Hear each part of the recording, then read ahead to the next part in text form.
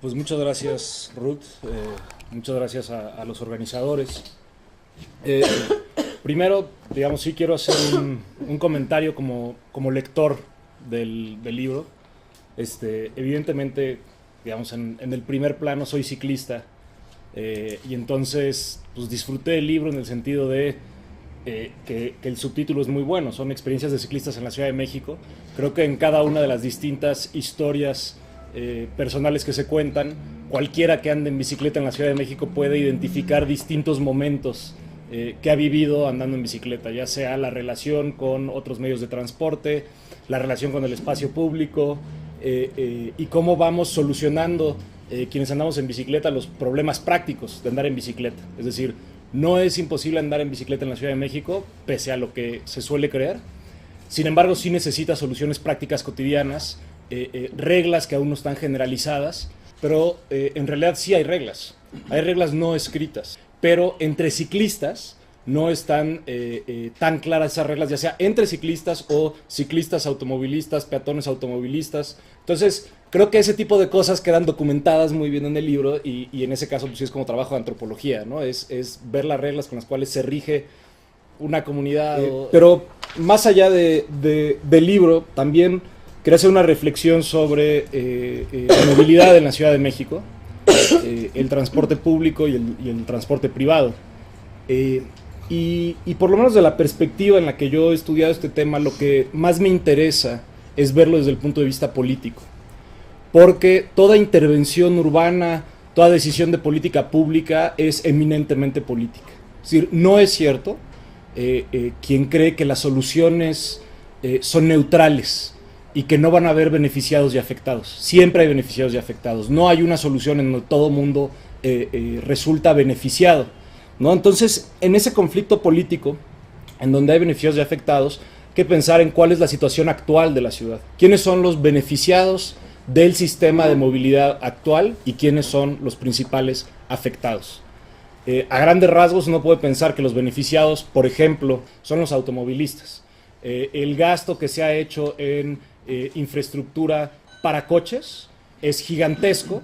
Ahora, siempre el gasto en transporte público en la Ciudad de México es más grande que el de la infraestructura vial por el subsidio al metro. ¿Sí? También sabemos que entre esos intereses políticos, por buenas razones, está el interés político de los usuarios del metro, pero al mismo tiempo están particularmente bien representados los automovilistas, considerando los pocos automovilistas que hay en esta ciudad. Entonces, eso, cuando digo que hay un conflicto político, quiero decir eso. Uno ve el presupuesto, cómo se distribuye, y hay personas que disputan ese presupuesto, hay lobbies. Si uno ve los comunicados de prensa de la Asociación de la Industria Automotriz, pues siempre son para eliminar la tenencia, para mantener la exención del ISAN el mayor tiempo posible, etc.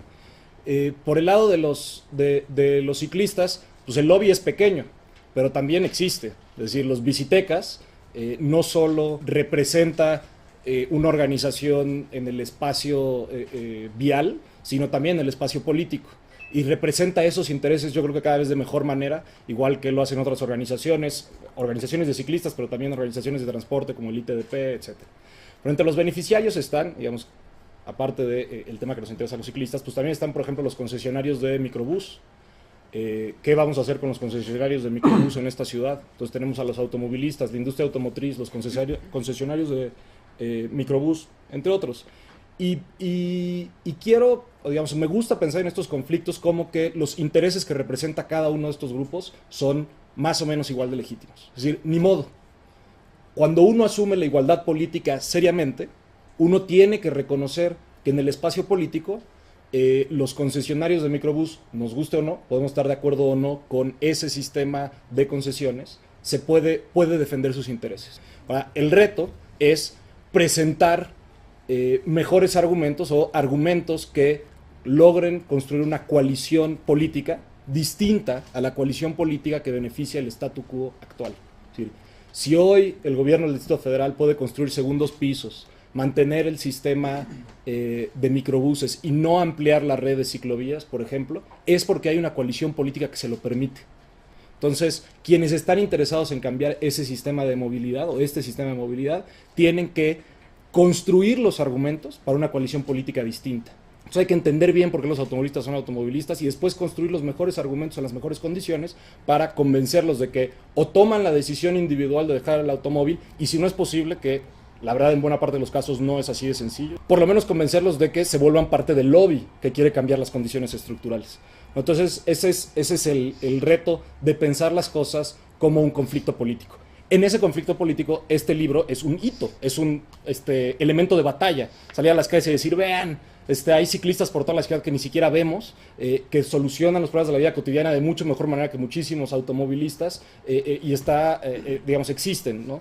Y es que, pese a los mejores esfuerzos, y los peores, pero para promover el uso de la bicicleta, se ha transmitido la impresión al resto de la ciudad, a los que no son ciclistas, de que la bicicleta es una cosa de privilegiados. Creo que el elemento clave del argumento de la bicicleta como privilegio es el de Ecobici. Es decir, Ecobici es un gran sistema que tiene mucho sentido pensado, digamos, tiene un sentido táctico y estratégico empezarlo en donde empezó, en la zona que empezó, porque ahí se generan, o bueno, es el destino de la mayoría de los viajes de trabajo, y entonces es un excelente complemento. Si ustedes ven los usuarios de Ecobici, tienen domicilios registrados el 60% afuera de la delegación Cuauhtémoc. No solo es la gente de la Condesa y la Roma la que está usando Ecobici. Sin embargo, la publicidad del gobierno del Distrito Federal, una parte, digamos, de los ciclistas visibles, se vuelven más visibles los de Ecobici porque de repente en una zona de la ciudad incrementó el uso de la bicicleta radicalmente, han generado a veces esta percepción de que pues los que ya están a todo dar, que son los de la Condesa y la Roma, que la verdad viven en una zona de privilegio, aparte tienen bicicletas. Entonces las bicicletas son de privilegiados, ¿no? Entonces creo que ese es el principal argumento a combatir. Gastar el presupuesto en bicicletas, no gastarlo en la gente de la Roma y la Condesa. Saqué los mapas o la encuesta origen-destino. Por ejemplo, en esta discusión de cómo gastar el presupuesto, se hacen, en las delegaciones que se hacen más viajes más o menos en la Ciudad de México son Tláhuac y Xochimilco, dependiendo exactamente quién cuente y qué esté contando, ¿no?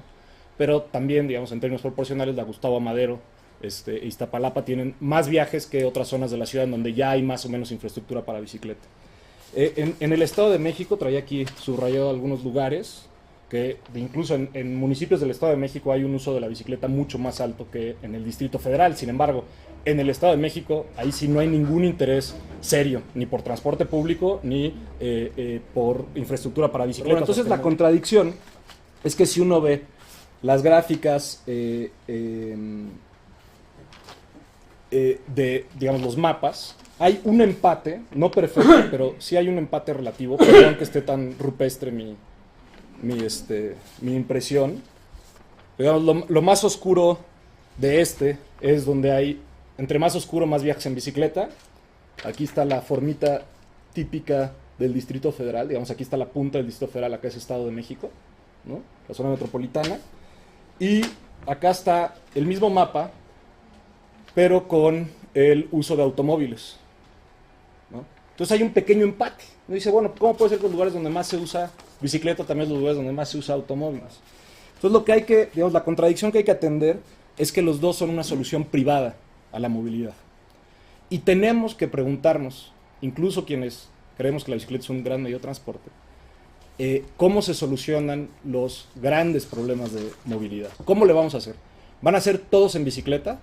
¿Qué condiciones se necesitan para que la gran mayoría de esos viajes sean en bicicleta? Opción A.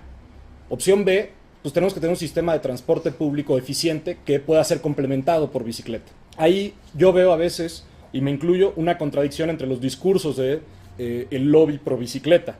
Pues es un poquito contradictorio con las necesidades reales de movilidad cuando el objetivo es disminuir el uso del automóvil.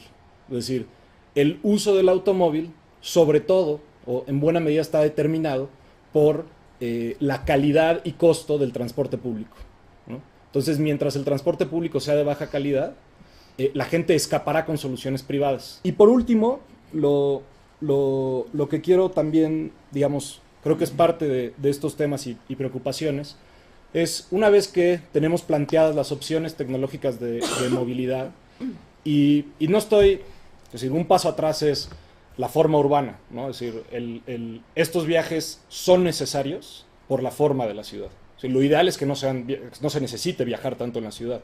Pero asumiendo que eso toma más tiempo, digamos, y es más complicado. Los ciclistas lo notamos más, pero los no ciclistas a veces no reparan y muy rápido no reparan en ello, que es el espacio público que construyen estas distintas opciones tecnológicas. Es decir, esas perspectivas desde ciertas tecnologías generan cierto espacio público y la coincidencia y las preocupaciones sobre qué espacio público queremos construir. Y en ese sentido, no es casualidad que en estas discusiones y en estos temas se use como referencia ideal el espacio público de lugares como Copenhague, Ámsterdam y demás. Entonces vemos Copenhague, Ámsterdam y demás. Es muy atractivo el espacio público que hay ahí. Está sin duda determinado por la decisión de promover cierta tecnología de movilidad. Pero si uno piensa en las ciudades en México, no tenían centros urbanos distintos. Es decir, los centros urbanos de las ciudades en México son equiparables a los centros urbanos de Copenhague y Ámsterdam. El problema fue la opción de movilidad y los espacios públicos están construidos antes de que existieran los coches, básicamente. Lo relevante es la tecnología de transporte. No necesariamente lo relevante es copiar lo que sucede en otras ciudades del mundo que nos pueden gustar a simple vista. Y en ese último punto, son los 3 puntos que traía marcados que quería señalar, ¿no? Las políticas públicas de transporte como un conflicto político. 2, la reflexión sobre las soluciones privadas y las soluciones públicas de transporte. Y 3, el espacio público que construyen estas opciones tecnológicas. Y un breve paréntesis sobre, digamos, 2 temas actuales de la batalla política que creo que vale remarcar. Uno es, y creo que hay que encontrar los mejores argumentos para, por lo menos, sustituir la tenencia en la mayoría de los estados de la República de la mejor manera posible. 1, tenencia. 2, el subsidio a las gasolinas. Es decir, la forma urbana, las tecnologías de transporte, las opciones privadas versus las opciones públicas, etcétera, están en parte determinadas por el costo de esos transportes y por tanto tienen que ver con la gasolina. Entonces el subsidio a la gasolina es otro de los grandes privilegios de los automovilistas, está concentrado entre las personas de mayor ingreso. 3, los estacionamientos públicos y privados. Es decir, hay una norma en el Distrito Federal que obliga a las construcciones a poner estacionamientos.